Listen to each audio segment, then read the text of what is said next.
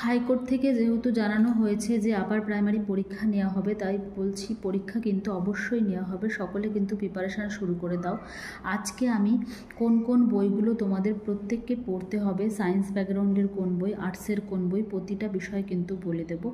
এই বইগুলো কিন্তু তোমরা অবশ্যই কিনবে এবং ফলো করবে। আশা করি এই বইগুলো প্রত্যেকের বাড়িতেই থাকবে, কারণ এইগুলো কিন্তু ওল্ড সিলেবাসের যে 9-10-এর বইগুলো মূলত সেগুলো কিন্তু একটু বেশি করে এখানে পড়তে হবে। এছাড়াও কিন্তু আরও কিছু বই, যেমন বাংলা ব্যাকরণের জন্য, ইংলিশ গ্রামারের জন্য, এগুলো কিন্তু দেখতে হবে আলাদা আলাদা বই। তোমরা এই বইগুলো এবার দেখে নাও। দেখে নিন ইন্ডিয়ান পলিটির জন্য খুব ভালো বই, বাংলাতে রাজীব শ্রাবণের বই। এরপরে বইটা হচ্ছে ভূগোল বই, যেটা মাধ্যমিকের নবম দশম একসাথে বসু মৌলিকের বইটা খুবই ভালো বই।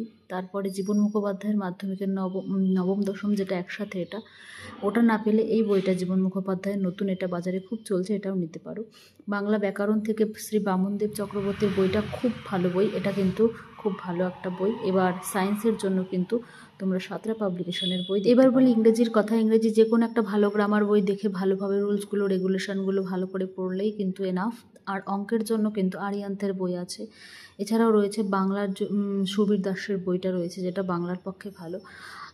এছাড়াও আর.এস. আগরওয়ালের একটা অঙ্কর বই আছে, প্র্যাকটিস সেট, খুব ভালো বই, তোমরা কিন্তু এগুলো দেখতে পারো। মোটামুটি এই বইগুলো যদি একটু ভালো করে পড়া যায়, খুব ভালো একটা স্কোর হবে। আর আপার প্রাইমারির প্রশ্ন কিন্তু খুব একটা কঠিন হয়নি, তোমরা বিগত বছরের প্রশ্ন দেখেছো, সেখানে দেখলেই তোমাদের একটা আইডিয়া হবে কেমন প্রশ্ন হতে পারে।